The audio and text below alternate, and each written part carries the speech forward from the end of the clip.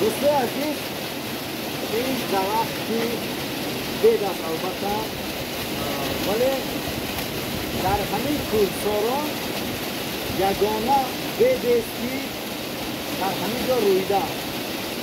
از تاریخ شناوری این بید من آگاهی ندارم رسیدم ولی به هر حال کهنسال‌های دیگر رو میپرسم و اگر گفتن که این بید رو شنامیده‌اند من برای شما خبر میدهم.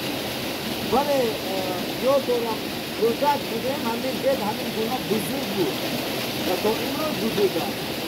ولی به هر حال برای شما شاید خیلی عجیب باشد که در همین کوهساران تنها همین بید رویده است و شاید همین بید رو شناخته باشم که من حتما برای شما از تاریخ این بید در کامنتر یا در صحیفه خود می‌نویسم.